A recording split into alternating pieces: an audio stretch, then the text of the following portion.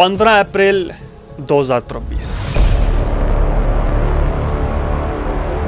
Palestine में genocide शुरू होने से ऑलमोस्ट 5 महीने पहले सूडान में जेनोसाइड शुरू हो चुका था। एक ऐसा मुल्क जिसमें पिछले 950 दिनों से जेनोसाइड चल रहा है।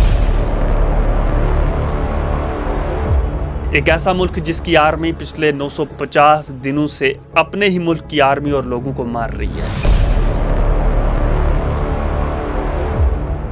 एक ऐसा मुल्क जिसकी आर्मी पिछले 950 दिनों से अपने ही मुल्क की जमीन पर कब्जा कर रही है। लेकिन अगर मैं आपसे ये कहूं कि सूडान में चल रहे जेनोसाइड को ऑलमोस्ट 3 साल नहीं बल्कि वो जेनोसाइड पिछले 22 साल से चल रहा है। अगर मैं आपसे ये कहूं कि सूडान में अब तक हजारों नहीं लाखों लोग मारे जा चुके हैं, तो ये जानने के लिए हमें जाना पड़ेगा साल 1956 में।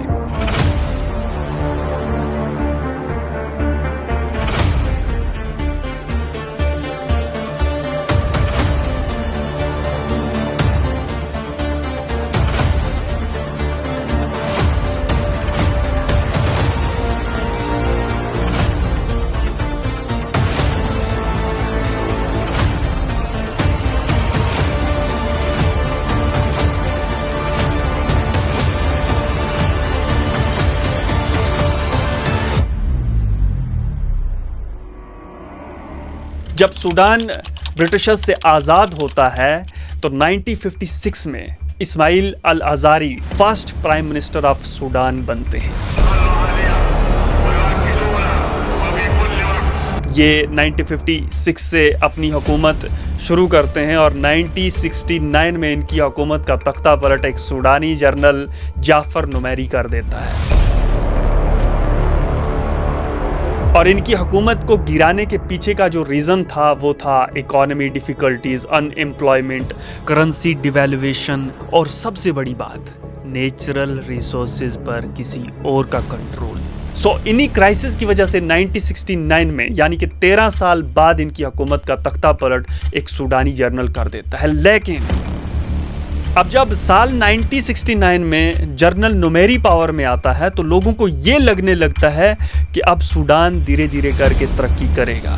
अब सूडानियंस को वो इकोनॉमी डिफ़िकल्टीज़ फेस नहीं करनी पड़ेगी, वो अनएम्प्लॉयमेंट क्राइसिस फेस नहीं करने पड़ेंगे। लेकिन 16 साल बीत जाते हैं, अनएम्प्लॉयमेंट वैसे की वैसी ही होती है, पॉलिटिकल इंस्टेबिलिटी वैसी की वैसी ही रहती है, नेचुरल रिसोर्सेज पर किसी और का कंट्रोल वैसे के वैसा ही रहता है, जिसकी वजह से साल 1985 में यानी कि 16 साल बाद एक और सूडानी जनरल अब्दुल रहमान इस जनरल की हुकूमत का तख्ता पलट कर देता है।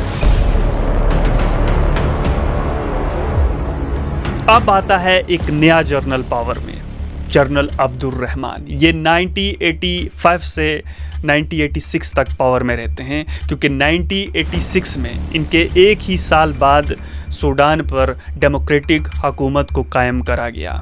और 1986 में सादक अल महदी नाम का एक सूडानी लीडर पावर में आता है।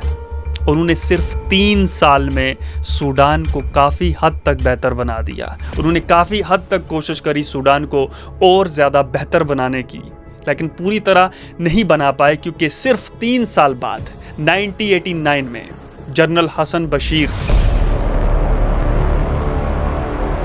अल महदी की हुकूमत का तख्ता पलट करके खुद पावर में आ जाता है। My fellow citizens, today we stand united. और इसके पावर में आते ही सूडान में जेनोसाइड शुरू हो जाता है। अब मैं ये नहीं कह रहा कि इससे पहले जो मार्शल लॉ सूडान पर कायम करी गई थी, जो जनरल हुकूमत करे वो डिक्टेटर नहीं थे। मैं ये नहीं कह रहा कि जिन जर्नल्स ने पहले हुकूमत कायम करी थी उन्होंने तशद्दुद सूडानियंस पर नहीं करा। मैं बस ये कह रहा हूँ कि जो ही ये जनरल पावर में आता है तो जो जेनोसाइड करंटली सूडान में चल रहा आपको दिख रहा है, तो उस जेनोसाइड के पीछे सबसे बड़ा हाथ इस जर्नल का है। क्योंकि जो ही ये जर्नल पावर में आता है तो इसे ये डर सताने लगता है कि जिस तरह मैं किसी की हुकूमत का तख्ता पलट करके खुद पावर में आया हूँ, हो सकता है मेरी भी हुकूमत का कोई तख्ता पलट करके कोई पावर में आ जाए।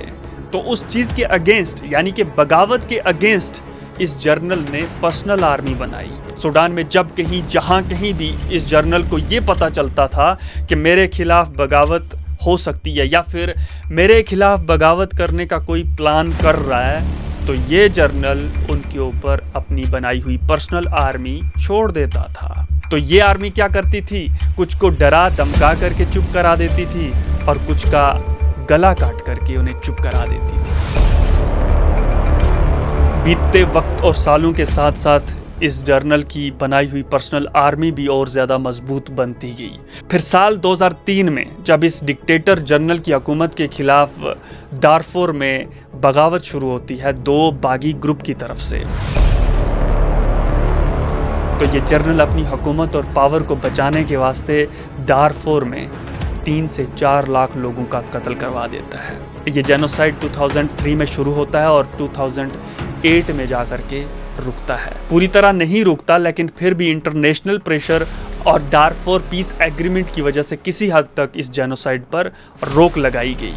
फिर साल 2011 में सूडान के 2 टुकड़े कर दिए जाते हैं, नॉर्थ सूडान और साउथ सूडान। लेकिन ये जेनोसाइड दारफुर पीस एग्रीमेंट होने के बाद और सूडान के 2 टुकड़े होने के बाद भी नहीं रुका। फिर साल 2013 में वो मर्डरर फौज जो अब तक सालों से लोगों को मारती आ रही है, जो कि अब तक अलग अलग ग्रुप्स में थी, यानी कि वो एक मलेशिया ग्रुप्स थे, उन ग्रुप्स को इकट्ठा करके ये डिक्टेटर जर्नल सूडान की हुकूमत की तरफ से उसे रैपिड सपोर्ट फोर्स की मान्यता दे देता है, यानी कि RSF।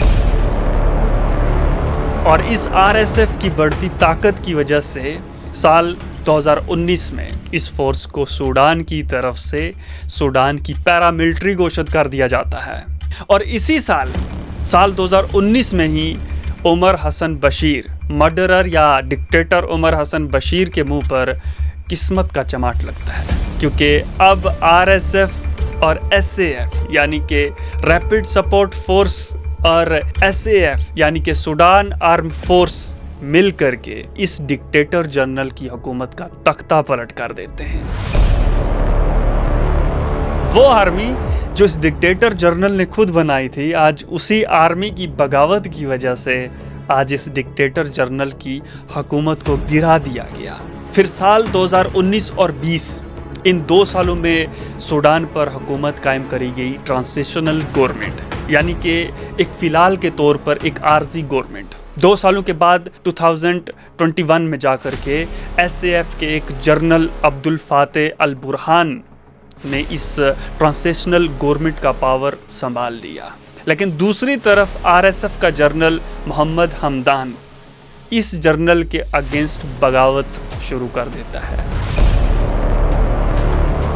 और ये बगावत जेनोसाइड में 15 अप्रैल 2023 को बदल जाती है, ठीक उसी तरह जिस तरह 2003 की बगावत जेनोसाइड में बदल गई थी। साल 2019 में जिन 2 जर्नल्स ने मिल करके एक डिक्टेटर जर्नल की हुकूमत का तख्ता पलट करा, आज वही 2 जर्नल एक दूसरे के खिलाफ हुकूमत के लिए खड़े हैं। आज इन्हीं 2 जर्नल्स की वजह से सूडान में 2 साल या ऑलमोस्ट 3 साल से जेनोसाइड चल रहा है। इन्हीं 2 जर्नल्स की वजह से सूडान की आर्मी अपनी ही आर्मी को मार रही है। इन्हीं 2 जर्नल्स की वजह से सूडान की आर्मी अपने ही मुल्क में अपने ही मुल्क की ज़मीन पर कब्जा कर रही है। इन्हीं 2 जर्नल्स की वजह से सूडान में सिविल वार चल रहा है। एंड अगर हम सिर्फ 2023 से आज तक की बात करें तो ऑलमोस्ट अभी तक सूडान में 2 लाख लोग मारे जा चुके हैं और इनकी मौत का जिम्मेदार RSF है, यानी कि वही रैपिड सपोर्ट फोर्स जो सालों से सूडानियंस को मारती आ रही है। और इसी मर्डरर फौज को अदर कंट्रीज भी फंडिंग कर रही हैं अपने फायदे के लिए, क्योंकि सूडान अफ्रीका की उन गिनी चुनी कंट्रीज में से है जहां सोना सबसे ज़्यादा पाया जाता है और इसी लालच की वजह से UAE की एंट्री होती है।